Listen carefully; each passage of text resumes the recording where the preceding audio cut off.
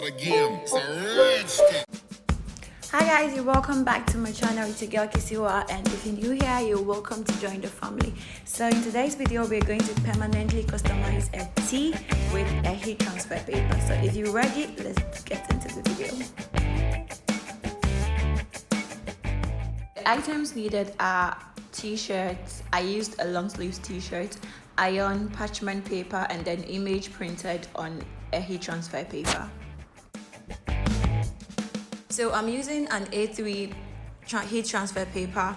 That's because I want to put some of the words image in front, divide the words, and then put some in front and then some at the back as well. So I reversed the inscription before I printed it on the heat transfer paper. So this is what I placed in front of my shirt.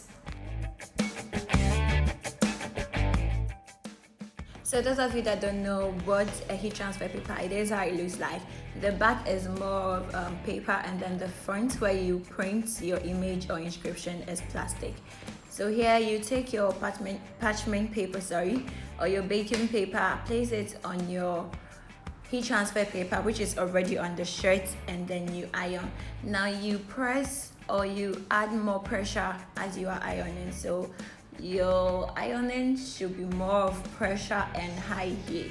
So the duration of the ironing doesn't have a specific time because it depends on the iron you're using. If it produces high heat or more heat, then it will take a lesser time for you to complete with your project, and vice versa. So as you're ironing, you keep on checking the corners or the sides of the parchment paper to see if you could easily take off the paper of the shirt.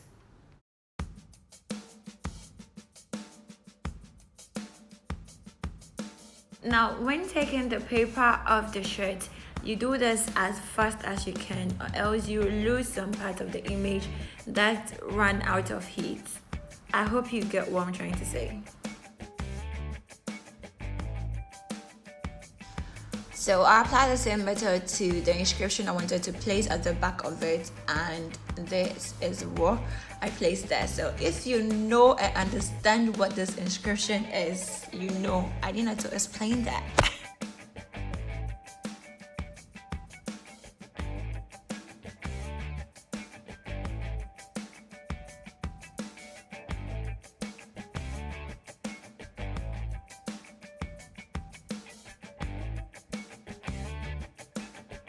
Yeah, so I customized another tee with this image here, and you can see that while printing it, I left allowance on top and beneath it, which is very necessary. You need not to take all the allowance off, else when peeling the paper off, you could lose some of your image or your design.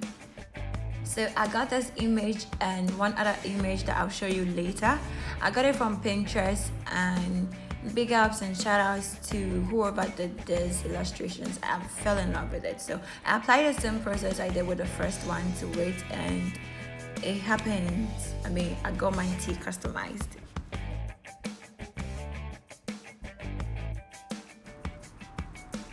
So this is what I meant. If you look at the lower part of the image, you can see that I lost some colors there. So that's what I mean by losing some parts of your image if you don't lift it early, or if you lose heat before lifting it up.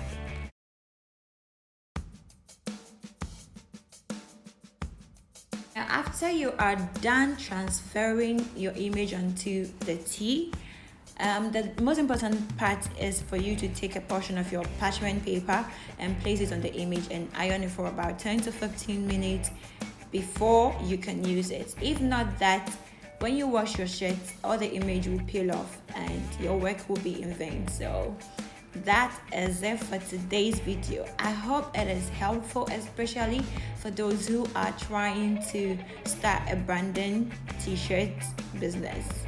T-shirt branding business, Well, if you also enjoyed this video, don't forget to click on the subscription button and like this video, comment and let me know what you think of the video.